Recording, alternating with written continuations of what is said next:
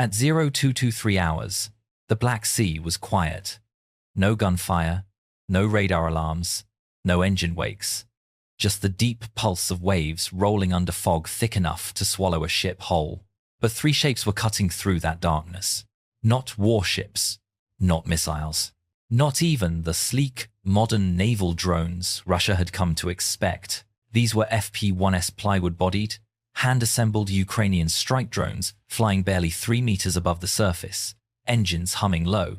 Radar cross-sections smaller than a gull, they were crude, cheap, and almost invisible. And tonight, they were hunting. The target, Russia's quiet weapon. 15 miles off the coast of Novorossiysk, a Russian R-381T electronic surveillance vessel sat on station. For 6 weeks, it had listened to drone modems, to control links, to launch patterns from Odessa to Snake Island. This ship wasn't sinking drones. It was mapping Ukraine's entire naval drone strategy, and it was close, days away from predicting launches before they happened. If that happened, the naval drone war was over. Tonight's mission was simple.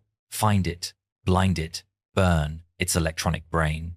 Ukraine had only 3 operational FP-1S, and they were sending all 3 a chance encounter.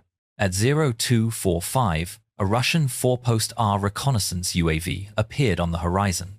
Its MX-15DI thermal camera could spot a human at 5 kilometers, a basketball at the same range. The drone scanned the water. 3 tiny heat spikes flickered across the display. Altitude, low. Speed, 180 kilometers per hour. Heading, east. Suspicious. The operator zoomed in, but the FP-1S were already executing their automated evasion routine. They dropped from 3 meters to 2, burying themselves in the radar ground clutter, the chaotic mess of wave reflections that hides anything small and fast. Within 2 minutes, their wooden frames cooled to match sea temperature. On thermal optics, they vanished completely. The 4-post operator marked the contact as possible birds. He had just let the attack force slip past. The launch site falls. 20 minutes later, the reason for the rush deployment became clear. Russian Shahed drones descended on the FP-1 launch site. Operators sprinted for cover as 50-kilogram warheads pulverized radar antennas, fuel pumps, and workstations. The launch trucks burned for hours, but the drones were already gone. The strike would continue. Ukraine had one shot at this, the Great Deception. At 0330, while the FP-1S cut across the open Black Sea, a second Ukrainian operation kicked off, one designed to manipulate Russian doctrine itself. 20 naval decoy drones launched towards Sevastopol. They weren't weapons, they were tricks. Jet skis, fishing boats, scrap hulls, each fitted with a $200 autopilot and fake heat sources. On radar, they looked like a coordinated assault group. On Russian comms intercepts, they sounded like attack drones. On thermal, they glowed like fueled engines. To Russian operators watching their scopes, it was unmistakable. A massive swarm attack, the largest since October 2022. The Black Sea Fleet reacted instantly. 6 Ka-27PL anti-submarine helicopters thundered off from Novorossiysk. 4 more lifted from Sevastopol. These choppers were Russia's primary drone hunters, the only aircraft that could hover, search, and drop depth charges on fast-moving surface drones. But they were racing the wrong way, west, toward the decoys. Every minute they flew west was another minute. The real FP-1S flew east, unopposed. By the time Russia realized nothing was attacking Sevastopol, the helicopters were 360 kilometers out of position. For the next 2 hours, the spy ship was naked. The radar corridor. The FP-1s now approached the most dangerous part of the mission.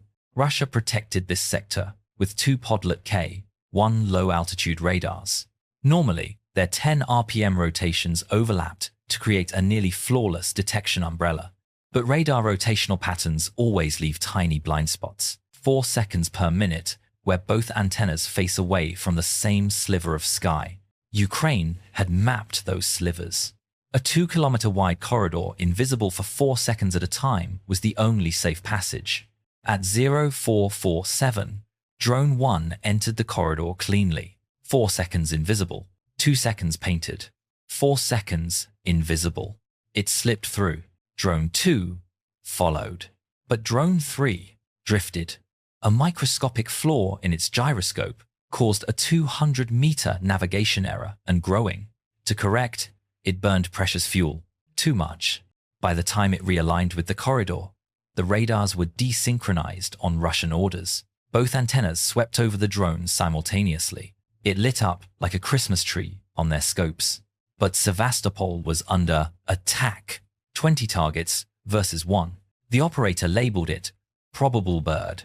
Drone 3 survived. But the correction maneuver cost nearly 12 minutes of fuel. In naval drone warfare, 12 minutes is a lifetime. Tonight, it was a death sentence. The sea fights back.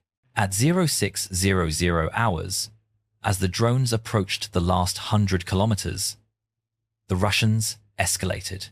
The R330 GHGTEL GPS spoofing system activated from Crimea. This wasn't jamming. It was worse. It broadcast fake GPS coordinates at 100 watts, 10 million times stronger than real satellite signals. FP1 lead watched its position slide east, even though the drone never turned. Spoofing was dragging it toward a Russian Pantsir battery. Ukraine had prepared for this. Every 50 kilometers in the Black Sea, derelict oil platforms rise above the waves. The FP1's crude 1990 seconds era camera could recognize them. Visual fixed corrective position spoofing defeated. Drone lead corrected course and pressed on. Drone 2 never saw the next platform. At 0615, its GPS died not from Russian action, but from a cheap Chinese capacitor that failed in cold air. It switched to inertial navigation. INS drifts at 10 meters per minute over water. Within half an hour, it was 8 kilometers off course. It simply flew into empty ocean. No explosion, just silence. 2 drones left. The spy ship awakens. As the remaining drones closed within 20 kilometers, the spy ship powered up its mineral ME radar. Designed to detect the metal hull of a corvette at 250 kilometers, it struggled with plywood. The returns were mushy, inconsistent, nothing like the sharp echoes of aluminum or steel. The signal's intelligence crew searched for harmonic emissions, tiny electronic ghost notes produced when circuits vibrate. At 0723, they found one. Speed, 180 kilometers per hour. Bearing, 285. Altitude, 3 meters. Range, 15 kilometers. They vectored a patrol boat to investigate. The boat surged forward, its PKM gunner locking in a fresh belt. Meanwhile, Drone 3 had entered the fog bank. Flying blind except for a mechanical gyroscope, all electronics shut down to avoid detection. Ukraine had gambled everything on a wooden drone with the brain of a lawnmower. The temperature trap. The spy ship had deployed 2 patrol boats as a radar screen, each scanning its sector. On paper, the system was airtight. In reality, physics had different plans. A temperature inversion formed warm air over cold water. Radar beams bent upwards by 15 degrees. Anything below 30 meters altitude became invisible. The FP1 was at 3 meters. It simply vanished from radar. This was not Ukrainian stealth. This was weather-induced invisibility. The perfect accident. The first engagement. At 0732, the lead drone was spotted visually by a patrol boat at 500 meters. Muzzle flash.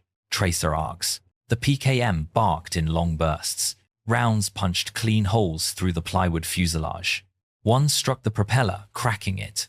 The engine vibrated violently, but it held. The drone pushed through, burning its last fuel.